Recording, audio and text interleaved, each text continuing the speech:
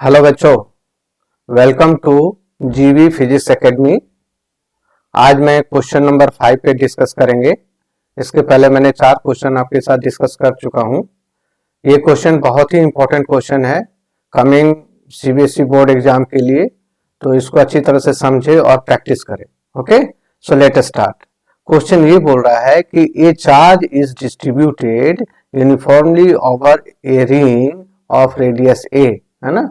Obtain an expression for the electric field at a point on the axis of the ring। मतलब क्या है कि ये ring है, जिस रिंग है ना, ये यूनिफॉर्मली चार्ज डिस्ट्रीब्यूटेड है। ओके, इसका रेडियस कितना है, ए दिया हुआ है। तो इसको इसके एक्सिस के अलोंग, दिस एक्सिस पर जो है, ये एक्सिस है, ये जो एक्सिस है, इसके किसी भी पॉइंट पे आपको इलेक्ट्रिक फील्ड इस डायरेक्शन में निकालना है। आपको इलेक्ट्रिक फील्ड, है ना।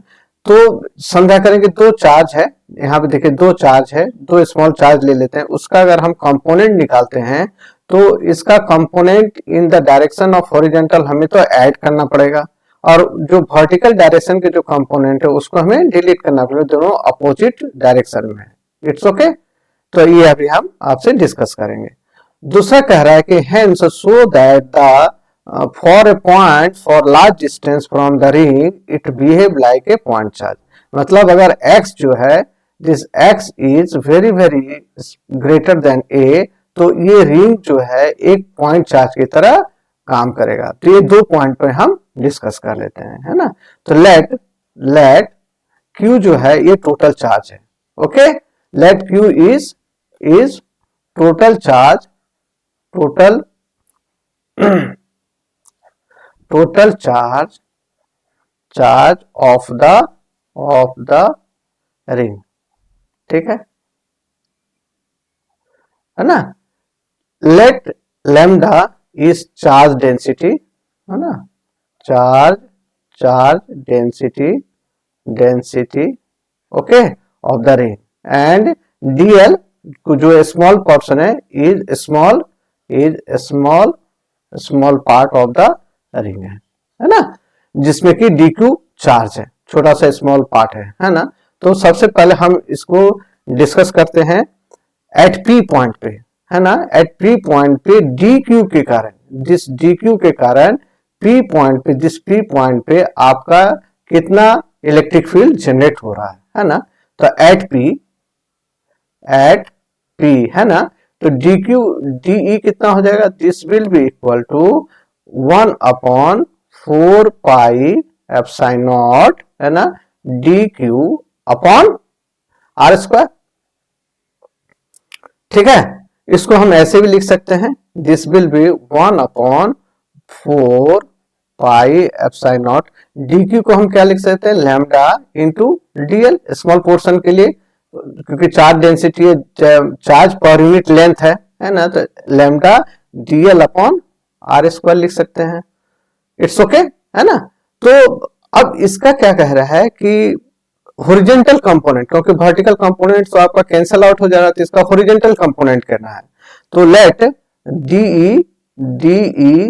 de horizontal h, d is the horizontal component of d, this will be equal to कितना हो जाएगा, de cos थीटा। तो इसको हम ऐसे भी लिख सकते हैं 1/4 pi epsilon naught lambda dl upon r square into cos theta. अगर आप इसका वैल्यू निकाल देंगे, then this will be 4 pi epsilon naught lambda dl upon r square, cos theta कितना हो जाएगा, this will be equal to x upon r square, x upon r. Okay, then this will be equal to कितना हो जाएगा, 1/4 pi epsilon naught lambda dl upon r Q into x, into अगर हम लिख जाएंगे x, that is 1/4 pi epsilon naught x lambda dl upon r cube. It's okay, है ना। So this is the horizontal component आपका निकल गया। अब ये कह रहा है कि टोटल हॉरिजॉन्टल कंपोनेंट निकालना है ना। तो let that EH E as the total horizontal component of the electric field. This will be equal to, कैसे निकालेंगे, this will be 0 to 2 pi a, है ना, 2 pi a circumference of the ring, है ना. This will be d e h, है ना. This will be equal to 0 to 2 pi a 1 upon 4 pi epsilon naught x lambda dl upon r cube. अब ध्यान दीजिए यहां पर क्या है, 1/4 पाई एक्सआर नॉट कांस्टेंट है, x कांस्टेंट है, किसी पॉइंट पे है तो x कांस्टेंट है, लैम्डा कांस्टेंट है और r भी कांस्टेंट है. ओनली d, तो हम इसको कैसे लिख सकते हैं, this will be equal to 1 upon 4 pi epsilon naught, है ना, x अपॉन आर क्यूब, है ना, integration of 0 to 2 pi a, है ना, dl. ठीक है, तो इसका वैल्यू कितना आ जाएगा, लैम्डा, सॉरी यहां लैम्डा छूट गया, this lambda, okay, lambda, okay, this x and lambda ना. तो हम इसको कैसे लिख सकते हैं, dh, this will B EH को हम कैसे लिख सकते हैं, 1 अपॉन 4 पाई एप्सिलॉन नॉट, है ना, x लैम्डा, है ना, dl अपॉन आर क्यू है ना, कॉस थीटा, इंटीग्रेशन dl की जगह हमने कितना लिखा है, दिस dl का वैल्यू जो है, dl कॉस थीटा इंटीग्रेशन किए थे ना, this will be integration and this will be 0 to 2 pi a, देन इसको हम लिख सकते हैं 1 upon 4 pi epsilon naught x lambda upon r cube integration of 0 to 2 pi a, है ना, dl, है ना. तो ये वैल्यू कितना आ जाएगा, this value is equal to 1 upon 4 pi epsilon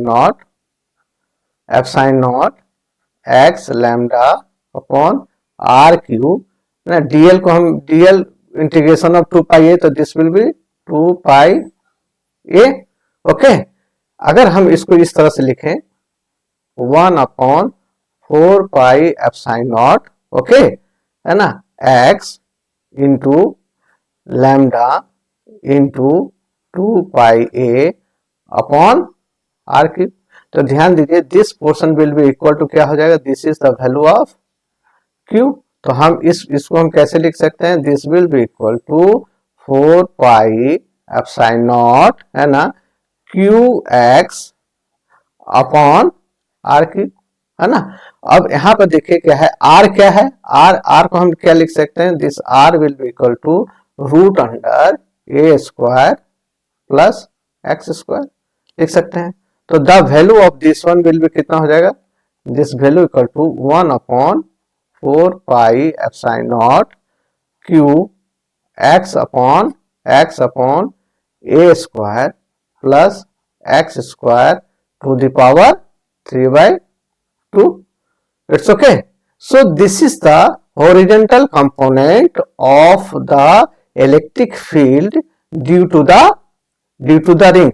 Otherwise मतलब कि on the axis total electric field on the axis at a distance x due to the ring is equal to this one. ये क्या है, total electric field at a point x, at the point x of the ring, जिसका charge कितना है, q है. अब दूसरा portion question क्या कह रहा है कि a is very very smaller than x, है ना. तो देन अगर ये केस होता है तो क्या कर सकते हैं हम, a square plus x square, this will be equal to क्या हो जाएगा, एक्स स्क्वायर, क्योंकि ये बहुत ही स्मॉल है in compare to this one. तो ये टोटल ये इक्वेशन क्या बन जाएगा, देन EH कितना बन जाएगा, this will be equal to 1 upon 4 pi epsilon naught, okay, q x upon a square जगह x3, है ना, ए स्क्वायर की जगह दिस विल x3 अगर x3 से अगर ये कट जाएगा, this will B x square, तो हम क्या लिखेंगे 1/4 pi epsilon naught Q upon x square, है ना। अगर किस केस में, जब a is very very smaller than x होता है ना। तो अब इस इक्वेशन को हम दूसरे तरीके से भी लिख सकते हैं। कैसे? मान लीजिए एक कोई पॉइंट चार्ज है q, किसी पॉइंट पे चार्ज है q, और उसका इलेक्ट्रिक फील्ड हमें निकालना है at this point x distance पे। तो यहाँ पर इलेक्ट्रिक फील्ड का वैल्यू कितना हो जाएगा कूलम्ब्स लॉ के अनुसार? This will be E is equal to 1/4 pi epsilon naught q upon r square. ठीक है, होता है। तो अब ध्यान दीजिए कि this value and this value is same, this value is same. That means कि the second part of the question जो कह रहा था कि अगर a बहुत ही स्मॉलर है in case of x, then the total ring, this ring charge will be behave as a point charge, और उसका इलेक्ट्रिक कंपोनेंट, उसका जो इलेक्ट्रिक फील्ड का component at any point x will be equal to as a point charge. Point charge के कारण x distance पे जितना electric field होगा उसके बराबर होगा। अदरवाइज आप ऐसे भी कह सकते हैं कि when the axis distance is very very large in compare to radius of the circle ring, then all the ring charge will be behave as a point charge. Okay, so this there are many way आप इसको कह सकते हैं कि this is the two statement you can give. एक statement क्या दे सकते हैं कि रिंग जो है, जब रिंग का चार्ज जो है, this ring will be behave as point charge when x is very large in compare to a। आप इसको कह सकते हैं। So thank you very much for listening my lecture. Okay, thank you.